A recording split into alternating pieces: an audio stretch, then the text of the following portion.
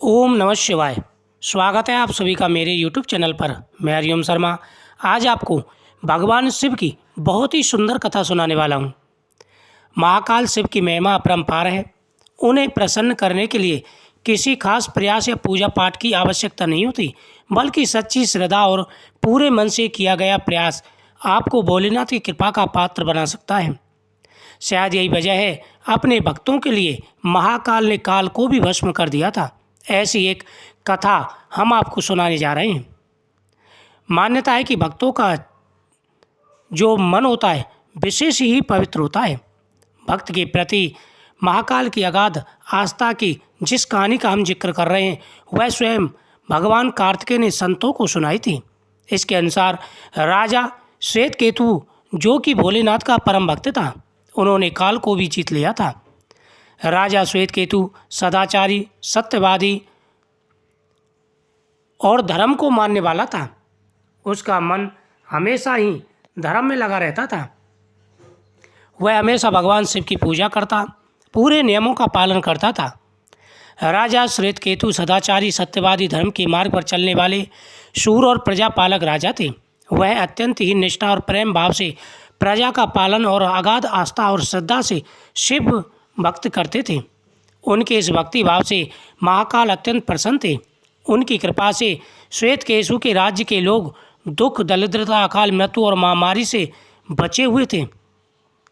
एक दिन जब राजा श्वेतकेतु का जीवन काल समाप्त होने को था और वह भोलेनाथ की आराधना में लीन थे, तब चित्रगुप्त ने यमराज से कहा कि राजा श्वेतकेतु की आयु अब पूरी हो चुकी है, अब उनके प्राण हरने का समय है। तब यमराज ने अपने दूतों को आज्ञा दी, वे जाएं और श्वेतकेतु के प्राण हर ले आएं। यमदूत राजा श्वेतकेतु के पास गए तो वह शिव मंदिर में थे। दूत बाहर ही खड़े हो गए। श्वेतकेतु बाहर गहरे ध्यान में मग्न थे। बहुत देर हो गई, ना श्वेतकेतु का ध्यान टूटा और ना ही वो हिले। दूत बिना अपना काम किए खड़े रहे।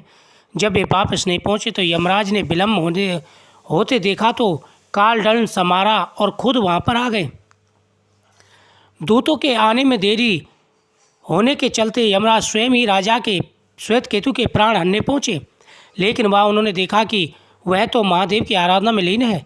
अब तो वे सोच में पड़ गए, इनके प्राण कैसे हरूं। उन्होंने सोचा यह अभी पूरी तरह शिव पूजा में डूबा है, इस स्थिति में शिव पूजा का उल्लंघन नहीं किया जा सकता। तब वह भी बाहर ही खड़े हो गए। उधर जैसे ही काल को की सूचना मिली तो उन्होंने तलवार निकाली और शिव मंदिर में जा घुसे। काल ने देखा कि राजा श्वेतकेतु अभी भी भगवान शिव के लिंग स्वरूप के सामने बैठे ध्यान में मग्न हैं। वह झपट कर आगे बढ़ा और जैसे ही उसने राजा श्वेतकेतु का सिर काटने के लिए तलवार उठाई, शिव ने अपना तीसरा नेत्र खोलकर काल को ही भस्म कर दिया। यह देख करके चारों ओर हाहाकार मचने लगा। यमदेव परेशान हो गए। भोलेनाथ का तीसरा नेत्र खुलते ही काल वहीं राजा श्वेतकेतु के सामने जलकर भस्म हो गया। थोड़ी देर बाद जब राजा श्वेतकेतु का ध्यान टूटा, उन्होंने अपनी आंखें खोली तो राख में बदल चुके काल को देखा। उन्हें चिंता हुई, यह कौन है और क्या है। श्वेतकेतु ने भगवान शिव से पूछा कि हे भोलेनाथ, यह किसकी राख है, इसे किसने और क्यों जलाया। तब भोलेनाथ ने बताया, यह एक काल था जो कि तुम्हारे प्राण हरने आया था। राजा श्वेतकेतु ने कहा कि हे महाकाल, ये तो आप ही की आज्ञा से तीनों लोकों में विचरता है, लोक को नियंत्रण में रखता है। इसी के भय से तो लोग पुण्य कार्य करते हैं। आप इसे शीघ्र ही जीवन दान दें। शिव जी की कृपा से काल जी उठा और उसने उठते ही श्वेतकेतु को अपने गले से लगाकर बोला, राजन, तुम जैसा तो तीनों लोकों में कोई भक्त मैंने नहीं देखा और ना ही ऐसा कोई भक्त होगा। तुमने तो आज मुझे भी जीत लिया। और उसने श्वेतकेतु को वहीं पर छोड़ करके अपना रास्ता लिया, जीवन दान दिया। भगवान शिव के भक्तों की यही महिमा है। भगवान अपने भक्तों की हमेशा रक्षा करते हैं। इस कथा को सुनने से अकाल मृत्यु का भय दूर हो जाता है।